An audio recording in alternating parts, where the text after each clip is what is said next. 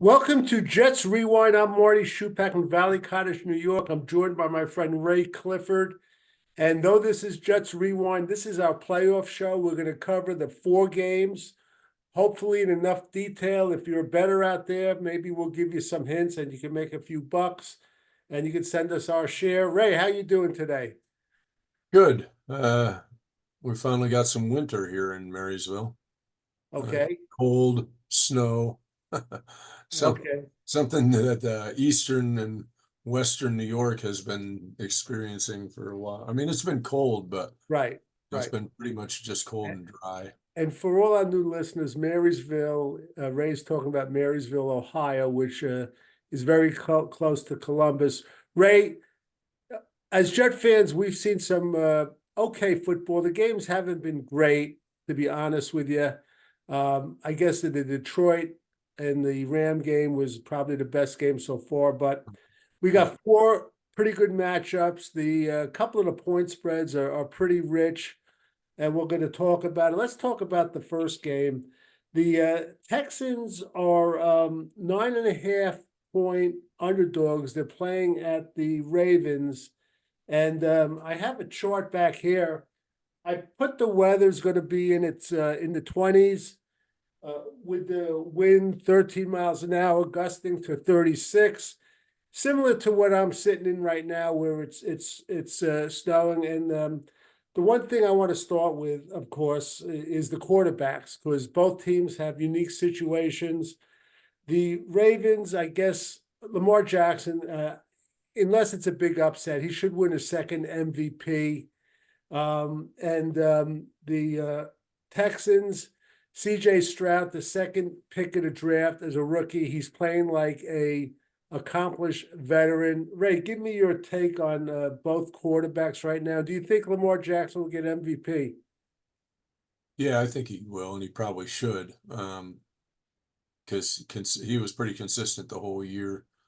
I think the question on Lamar is, can he do it in the postseason finally? Because I think that's what everybody's, waiting to see.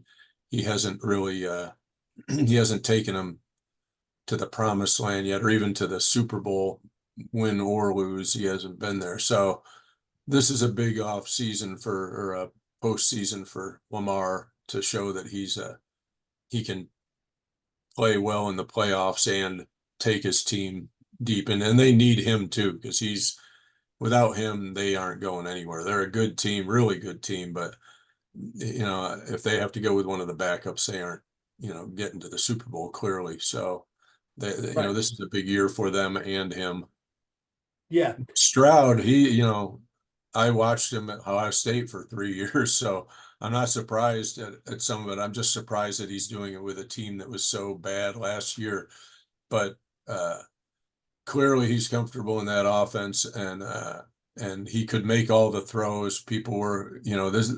I don't know if it was you in the last show said, this is going to turn into the Leaf Manning talk, it looks like. But I think Bryce Young could turn into a good quarterback. I just was surprised that more people weren't on board with Stroud over him. And I think Tepper is going to be, regretting that draft pick down the road. He's just Stroud's been. He even expanded his game from when he was at Ohio State. He didn't really run very much. They got him to take off and do some running, which makes him even more dangerous. Right. But overall, I think the Ravens are going to be hard to beat. Yeah. Now you mentioned Lamar Jackson's playoff record. He's 1-3 in his playoff career, and he's got more turnovers, 7, than total touchdowns, 4. Yeah. CJ Stroud, Ray, to me, this guy seems unflappable. It's just amazing to me that, his mindset, not just his physical talent as a rookie, but his mindset is just incredible. We saw him miss that long pass that game, and he just continued on and ate up the Cleveland Browns, who have a good defense. And by the way, Ray, just want to mention this is a Jets Rewind. A couple of notes for Houston. They have two former Jets, Sheldon Rankins, defensive tackle, and Ralph Schrager's favorite, a linebacker, Blake Cashman. And the Ravens have, and this is going to kill you, Ray, at right tackle, Morgan Moses. Yeah. One of the quarterbacks, I don't think he's starting, Arthur Millette, who we liked, very fast. And of course, running back was just picked up, uh, Dalvin Cook. A couple of things. The Ravens were number one in the NFL in sacking the quarterback with 60. The Texans, they were the 11th worst in the NFL letting up sacks. And just a little note, the Giants were number one letting up sacks with 85, and the Jets were number four. Do you think the Houston Texans offensive line would be able to give CJ Stroud time in this game? Um, no, I think they're gonna have problems, especially because it's not down in Houston where they're, it's climate controlled and everything like that. I think Houston's gonna struggle on this one, but they protected him pretty well against the Browns, and the Browns were probably one of the top sacking teams as well. I don't think they were in the Ravens class, but that just Myles Garrett alone and the fact that they kind of the Texans were able to kind of make Garrett not a non-factor, but he wasn't disrupting like he normally does. They did pretty well on protecting Stroud, but the Ravens have more guys who can pressure, and I think the Ravens are just a more complete defense, and it's in Baltimore. The weather conditions are going to be definitely be a factor in the Right. Ravens' favor. So yeah, I don't. I'll be interested to see if in this, outdoors in the cold and, I don't know how if snow, if the Texans can really handle that and protect him. Right. Ray, I might have missed one other Jet. I believe uh was George Fant a Jet, or is that a different Fant? No, that's a different, Um, right? yeah, George Fant was ours. Noah is the tight end. Okay, George Fant, he's a tackle on the Houston, so that's another one. Yeah. Ray, you know who I see as a has been a key this year? Last year, Lamar Jackson, he played 12 games, 17 TDs, 7 interceptions. This year, 16 games, 24 TDs, still 7 interceptions. I want to talk about Todd Monken, his first year as the offensive coordinator. Can you shed any light? Because when he was with the Cleveland Browns, I believe he spent 1 year there. I think they were like 5-11. Do you have any recollection of him with the Browns? Because I think he's doing a great job with the Yeah. Ravens. No, I don't really remember, what year he was there and who was, but, you know, I think that was before Stefanski. And if I'm not mistaken, because Stefanski pretty much calls all the plays. Right, So it would have been a different system, different players. It's not the same Browns team on either side of the ball, for the most part. He's doing a good job. I think he has just more weapons to deal with here in Baltimore, and he probably learned along the way when you have a job and then you go do, you move on, you keep learning. Even if you aren't the one calling the plays, you're still learning. You're learning from the guy you're with, or you're just kind of expanding things. Um, I'm not surprised by it, but other than messing it up, I don't think that I think you just got to stick to a pretty basic game plan with the Ravens and don't get in the way. right. Now the Texans are the third worst in the NFL in pass defense, but they have Will Anderson Jr. and this guy from I guess he's from Alabama, right? Uh, I don't remember. believe so. Double-digit sacks. So they've been playing very well, and they're the surprise of the NFL. But let's get to the predictions, and I'll put it on our chart that's right behind me, Ray. So, what are you seeing as this game goes with the Houston Texans at the Ravens? Well, I mean, last week down in Texas, I didn't think it was going to be a shock if the Texans played a good game and maybe even pulled a stunner, even though I thought Cleveland would win. And I didn't think it'd be a blowout. This one, I think, I just, and maybe Stroud will stun me again even more, but I think the Ravens are probably going to handle this one fairly easily. And I think it's going to be something like 31-10 Ravens. I think they're gonna take advantage of the conditions, and I don't think that the Texans are gonna be able to handle their defense, the pressure they'll get on Stroud. I don't think the weather is gonna affect Stroud as much because being at Ohio State, he played in crappy weather all the time in the late fall there. So I mean, cold isn't gonna affect him. It's a matter of can they protect. Right. So. Okay. So with that score, the over-under is 43.5. So you think it's gonna be the under? Okay.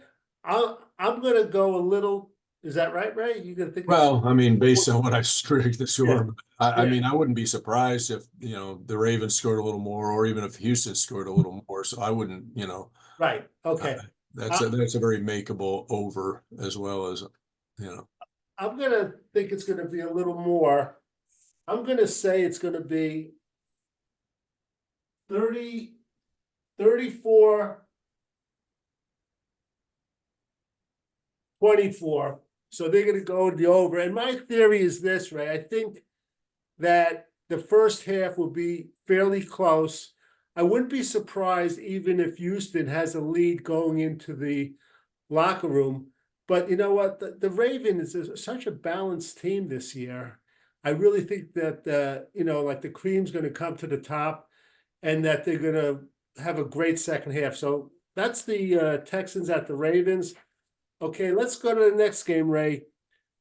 Packers at the 49ers. Now the spread is 9.5. The 49ers are favorite. They're coming off a bye. There's always some theory where they say rest versus rust. You have two quarterbacks, Jordan Love and Brock Purdy. And these guys, I mean, I don't know if there was a better quarterback than Jordan Love like the last 7 games. And I heard a stat, I don't know over how many games at the end of the year, he had like 21 touchdowns and 1 interception. Brock Purdy has been steady. He had a couple of bad games, but as we know, he was the last player picked in that draft. So tell me your thoughts on the quarterbacks of this game, first off. well, and remember when Brock Purdy had his bad stretch, they were without Debo Samuel. They were without some of his weapons, which I don't think by himself Brock Purdy can carry that team. But when they have all the weapons, they're a tough team to defend. How weird is this that the first two games are two teams that almost know? I mean, the Texans, even I think Ralph took the Texans when we were doing our predictions, but pretty much nobody thought that. But nobody predicted the Packers beating the Cowboys, and here they are. Right. But I feel the same with them that I felt with the Texans. I think this one's just a whole different thing. The Niners, they don't seem to shrink when it comes to the playoffs like the Cowboys have over the last several years. So I think this is going to be, I think again it's going to be the home team, and I'm not saying that it'll be a big win. Like I think the Ravens win will be a lot easier, but I don't think that the Packers can do this stuff they did to the Cowboys.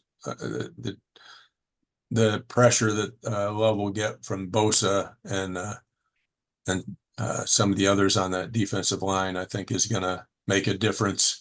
I don't think they'll give up the chunk running plays that the Cowboys gave up for some reason. I mean, that was a stunning display by the Packers that I can't see them repeating that out in San Fran. So I think this is going to be I don't know that it'll be a blowout, but I don't think it's going to be nearly the nail biter it was, you know. Okay. Well, Don't nail biter. It don't was even a nail biter. It was a blowout the other way that nobody predicted. don't give me a score yet. couple of things I just want to point out. First of all, from what I see, the only former Jet playing is the quarterback, Sam Darnold. He's the backup to Brock Purdy. And just talk about Sam Darnold, though he's in his hometown, no matter what happens, I guess he's on a 1-year contract. I'm not sure. Probably. I think, he has that burning desire. He still thinks he's a starting quarterback. We'll have to see about that. But the talk about balance, and I mentioned the Ravens, but I don't know if there's a more balanced team than the 49ers. If you look from the offensive line, defensive line, to the skill positions, to the secondary, they led up the less sacks this year, 34. Actually, that's a tie with the Rams. Their coach is your favorite. Yeah. What's his name? I'm going to make you say it. Shannon dipshit. I'm sorry. Shouldn't have said that way. Ray still has a bad feeling from that Super Bowl with the The coach that didn't know how to run a football with a 25-point lead in the fourth quarter. But what's interesting is That's I think these are two of the top 5 coaches in the NFL right now. I think Matt LaFleur has really impressed me towards the end of the year. I really like what I see with him. And Ray, do you think, looking back, that Aaron Rodgers was holding this team back from going to the next level? I heard I heard an interesting on the radio yesterday, the guy who has like he must have a show about the Packers. But he's somebody that he really is he probably has some connections, so he has some inside scoop too. And so he does a Packer show, and he was talking about just that, because the guy asked, and he said he feels like the main difference was that the coaches now are calling plays for the offense, not plays that Jordan Love wants to call, where under Rodgers, they felt like everything was based on what he wanted. He would audible out of things, or they would just call plays that they knew he wanted. And it kind of shrunk the weapons a bit, because he, numbers wise, he focused on, trying to remember, it was Devontae Adams and somebody else. And now, like you had mentioned, something happened there, with about 6-7 games left in the season, and Jordan Love seemed to, flip a switch, and he just started making plays, and everybody's involved. And he thought that was the main difference between the Packers now and what they were last year, or even earlier in the year, is that Jordan Love has a major upgrade in confidence since since they lost a tough game, or they won a tough game and didn't look well, but something about that, he just started playing better. He involves all his receivers. And so this guy, and it sounded like, I agree, he's got more weapons that he uses, which makes him more dangerous. So yeah, I think Aaron was holding him back in some ways, definitely, because Aaron had the guys he liked, and that's kind of what their offense revolved around, and the other guys didn't really get nearly the amount of touches that they do now. Right. And the Packers wide receivers they're still very young. Christian Watson, Romeo Doubs. Mhm. They have this other player, Dontavian Wicks, who was not a very high draft pick. That was a He had surprise. one of the TDs, right, against Dallas, I believe. Yeah, and Yes. Jaden Reed too. I don't want to forget about him too. So Plus, they ran the ball like crazy. It was amazing how they ran the ball on the Cowboys. yes, Jones, yes. And Jones was big plays all game long. it's funny what you said, because probably when Matt LaFleur interviewed is it Matt LaFleur? Am I getting the floors mixed up? The coach of the Packers? Packers is Matt. Yeah. Okay. When he interviewed for the job, it was probably stated to him that Aaron Rodgers is probably going to have the final say audible at the line of scrimmage, which exactly what you said, Ray. It looks like Matt LaFleur probably is a good coach and has an excellent offensive mind. All right, so let's get to the prediction, Ray. The spread is 9.5 points. They're playing in San Francisco. Who do you like in this game, and what's the score? Uh, I think the Packers are going to keep it closer than that. I feel like they can. I don't think though. I still think the Niners will win, but I think the Packers can keep it a close game. What's the over/under on this one? Over under is 50.5. I'm going to say 34-27 Niners.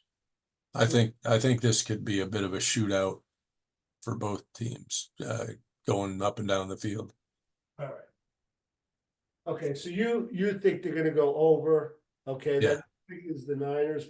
I'm gonna go. This is my upset of the weekend for all you bettors. Think about it.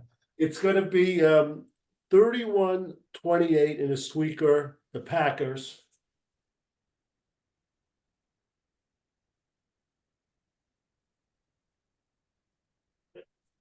And from what we're saying, if you're a bettor, take the over on this game. Okay, just so you know, the weather is going to be 53 to 64, wind 7 to 13 miles an hour. There is an 87% chance of rain. Keep that in mind.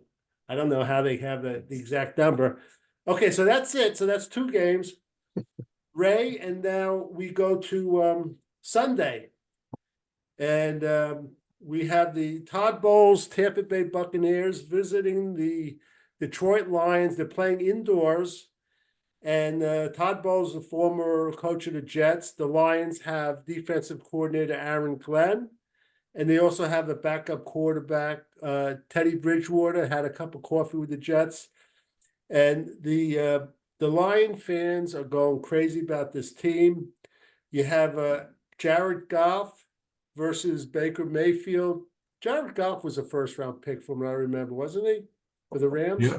Yes, he was. Yeah, He might have been the first overall, I think maybe. he was. Oh, yeah, no, that's what I meant, first overall. I think we have 2 first overall picks. And this is an interesting game. We'll have to see. What's your immediate opinion about the quarterbacks and each team? You know, this is the third game that, although I wasn't as shocked by this one of any of the others, but the Eagles melted down so bad. I never would have thought that Tampa Bay would be playing in this game until the Eagles melted down the stretch. And it was a game in Tampa. Maybe if that game had been in Philly, that we'd have a different outcome. But Baker Mayfield's been, solid. He's not he's not an elite quarterback. He'll never be an elite quarterback, but he's shown that he can. He did the same with the Browns. He took them a long way, and the next year he had the shoulder injury. He can make the plays that teams need him to make. He's not a terrible quarterback. He's a solid quarterback. I think it's his personality that rubs teams and players the wrong way, and maybe he's changed a bit over the years and grown up a little bit. He's a dangerous quarterback because if you don't pressure him, he can make plays. Even though he's not the fastest guy, he can make plays with his feet. He's a fairly accurate quarterback. He isn't, pinpoint accuracy like a Rodgers or a Brady or Joe Montana's, but he can make pretty much all the throws. And so he will beat you if if you don't think he can and you don't pressure him, he can beat you a number of ways. Goff is underrated because he took the Rams to the Super Bowl, but he just couldn't seem to do enough in that offense. And McVay decided, we got to make an upgrade at quarterback. He said that basically after they had had a bad season. I think it was a year after the Super Bowl, maybe it was 2 years. And so he made the trade for Stafford, and Goff has thrived in Detroit. And I think all it was the pressure was off. I think that he felt in LA he was mad. He had a chip on his shoulder, and he got a coach that, believed in him, and a coordinator who worked to his strengths. And he's shown he was well worth a number one pick. I'm not that shocked that they won that game last week, and I think they'll win again this week because I think he's clearly the better quarterback, but I think they have a more complete team than Tampa. I think Tampa's a decent team, but I didn't think anybody in the NFC South was really that good. But somebody had to win the division, so it ended up being Tampa. Okay, there you go. Ray, I'm not even going to add that much to you. I know there are offensive weapons on both teams. The lines are fairly good. The Lions, they have the guy that I loved in college. I guess it's Penny Sewell, who could play Sewell, Oregon. both, both ways. Then they picked, and last year I guess they picked the Sam Laporta tight end. He's like the now Kyle Pitts of Atlanta is a Sam Laporta wannabe. This guy has been just terrific, right? He's Yeah. just been outstanding. And Yeah. I always love this Amon Ray St. Brown. Did he go to Notre Dame, Ray? No, Where did he go? Do you remember? no, I don't. But they've had him for a Oh, few he went to years. USC. That's right. I'm sorry. He went to Yeah, I USC. knew he was Notre Dame, but Yeah. And of course, Jamison Williams at the other wide receiver. So no, he hasn't really panned out quite yet. We'll see right. if Yeah. but it's funny because they don't seem to really be missing him much. But yeah, Tampa's strength is definitely their wide receivers on offense. They've got, Evans. got a good wide receiver core. Yeah. So Goodwin, Evans. Yeah, they're very good. All right, Ray, I'm gonna start with this. I'm gonna say it's gonna be 24-17, the Lions.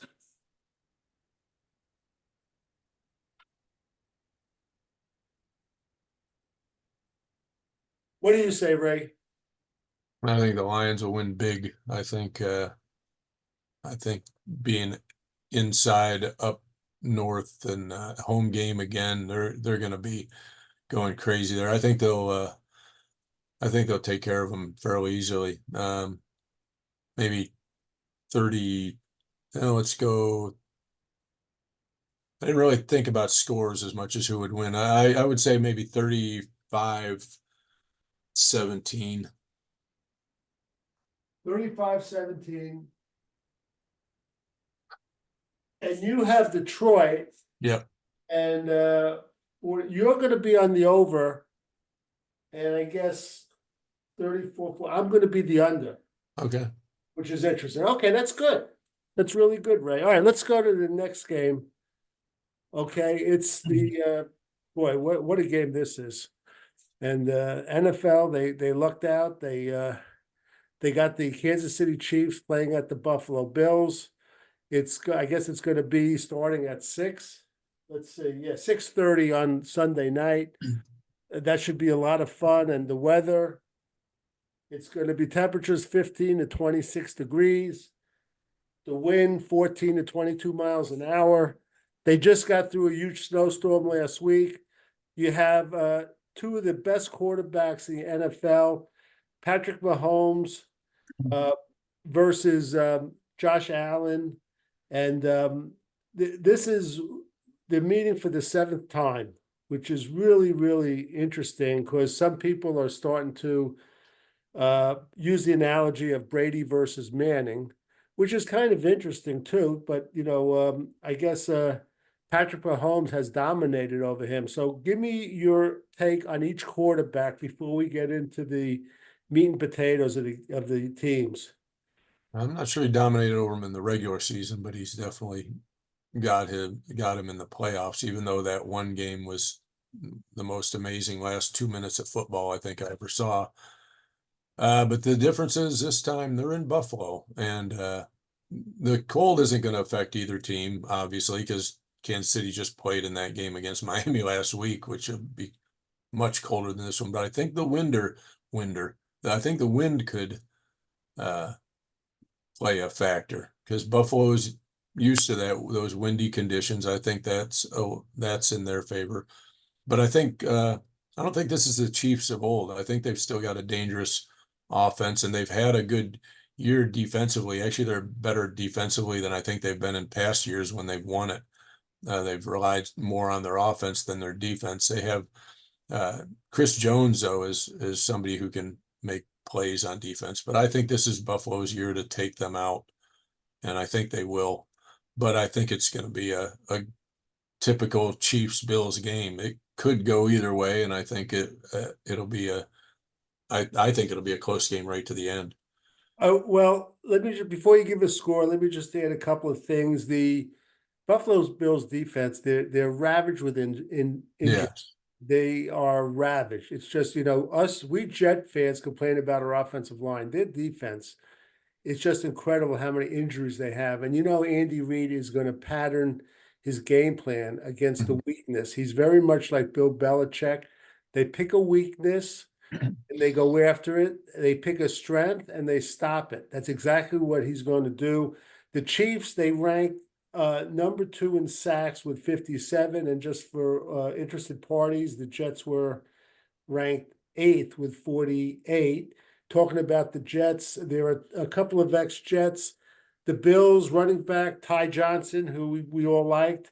The Chiefs, Nicole Hardman, who was on the team just a little bit, and running back Michael Pirine. I didn't even know he was still in the NFL, and he's on the Chiefs. He actually he saw a lot of time one game.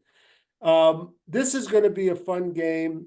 I really believe that Patrick Mahomes is kind of like in a zone right now. I know he got emotional on a few games at the end of the year and everything, but I'm a huge Patrick Mahomes fan. With that said, one thing I'll tell you about the Bills, McDermott is a smart guy because when they need something big, they use their best offensive weapon. And the best offensive weapon is Josh Allen when he's running the ball. Last game, he had a touchdown. I think it was either 52 or 57 yards. 52. 52. Yeah. And I'm not saying they're going to rush him like 5 or 10 times, but he's going to pick his spots. You watch Josh Allen. I think he's going to have a very, very good game. But I'm going to pick first. But with that said, Ray, I'm going to go the opposite way. Okay. My granddaughter loves Taylor Swift. So I'm going to pick the Kansas City Chiefs 38-34. And the over-under is 45.5. That seems kind of low to me. Probably because of the weather. Yeah. So I think they're going to go way over it too. All right, Ray, the pressure's on you. This is your last and best pick. It might be my last pick. I don't know. I don't know if I have a best one, but I would, I think you're right. The Bills defense is decimated, but I think it's going to come down to what can the Bills offense do, and if they can control the clock a little bit so that it's not a total track meet. And I'm thinking it's going to be high scoring too, but that doesn't necessarily mean they're flying up and down the field the whole time. It just means that they're finishing their drives, and both teams seem to do that.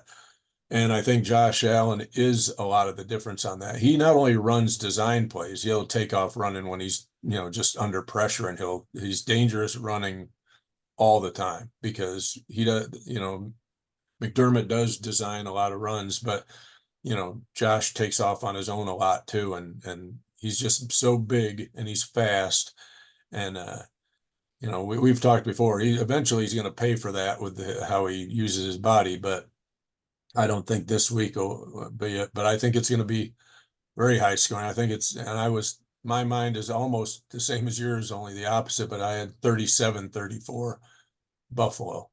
I do think they'll go up and down the field a lot, but I don't think it's going to be, just because it's a high score, there'll be times when both teams are just getting shut down and punting. Now, the wind, I think, is going to be the one thing that might affect Kansas City more than Buffalo, because I don't think other than that, any of the weather will. But if it's windy, gusting enough, it could affect field goals.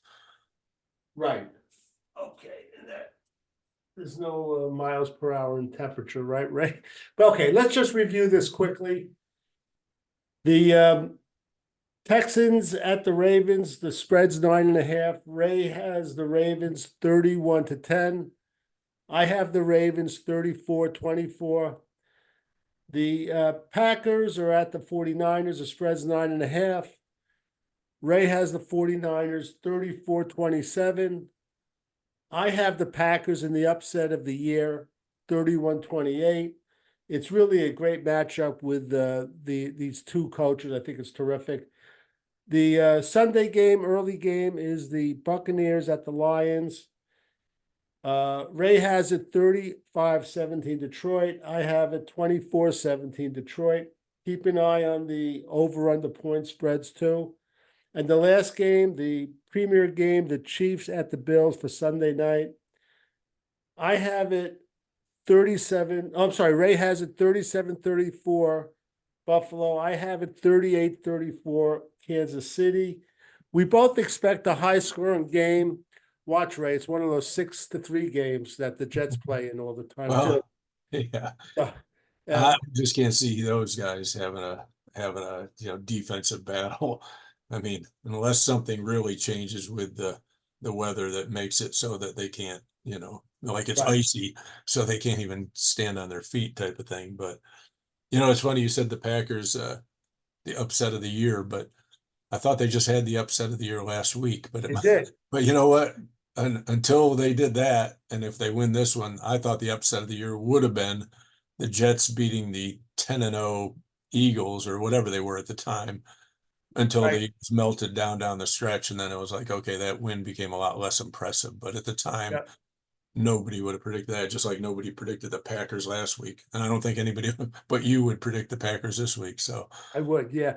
But it's Ray, I just want a couple of other things aside from this. I mentioned Todd Monken. I think this guy, the offensive coordinator for the Ravens, I was looking into him. It's very interesting that when he went back down to Georgia, I really think he grew as a professional, as an offensive coordinator. I really do. I think he did a good job down there, and he came back, and I think he's doing a great job with Lamar Jackson. Also, I want to mention, aside from all the playoffs, Ray, I got the impression that Bill Belichick is going to end up in Atlanta. What's your feeling there? well, it's, the fact that he's going down for a second interview tells me that that's a very serious option. I do think Vrabel might end up in San Diego, so I don't think Bill's going out west. Have the Commanders talked to Bill? I know what are I, the two teams? I know it was Atlanta, and I'm not sure, to be honest I with you. I'm not talked with sure. another team, or maybe another team was gonna bring him in. I don't know, but he's going for a second interview, so I think it's a very, uh, Right. very, very strong possibility that that's where he's headed. And it's incredible, Ray, because to me, in a way, it's surprising because of the quarterback situation. But people I've spoken to, though, they've told me these days, the number one concern is the ownership. They want a Arthur Blank type of owner instead of a David Tepper type owner. They want someone who's well grounded. You That's mean the players do? no, the coach. Oh, the coach going. The players, I think the players do also, but not as much as a coach looking for a job. He Yeah, he wants a stable type of owner, stable type of ownership in place that he could work with, that guy that's going to back him up, and obviously not fire him after, 5 games or whatever, yeah, 6 games. into the season. Yeah, what coach would say? Yeah, Carolina looks like a good spot, and then oh, but if I lose, you know, 4 out of 6 games or my first 6 games, I might be gone without getting a chance to turn it around. I don't know any coaches that would feel comfortable heading to that kind of an Right. owner. Yeah. Yeah. Well, listen, let's hope the stability is going to help our team, the green and white. So, Yeah. anything else, Ray, as we go into I consider the best football weekend of the year, except for Um, except for the Jets. yeah, I think this is I mean, I think we could have had on paper, better matchups as far as if Houston hadn't beaten Cleveland and if Green Bay didn't beat Dallas. But to me, these are what make it fun, that it's teams you don't expect. And I thought the Detroit lost LA game last week was the best, and I'm really looking forward to this week. I'm really looking forward to the Championships. the Buffalo Oh, the Kansas ball. City Yeah, game. I think that's the best on paper, best matchup. I think the others, I don't know, I don't know what to expect out of them. It could be, another, surprise game, or it might be a blowout, and I just don't, I don't want to see some blowouts. So I right. want to see some good games. I'm fascinated to see how Stroud does. This guy is really I captured. know. I I really really, hope he does well. I Even really, if they don't win, if he has a good game, makes it a tough game down to the end, that would be yeah, great. yeah, which is, I'm really happy for him. Just so you know, his, unfortunately, his father's been in prison for years. Yeah, I And don't know how much he had to do with them, yeah, as far as growing up. I don't know how much of an influence he had on him. I didn't really read into any of the talk about his childhood or anything.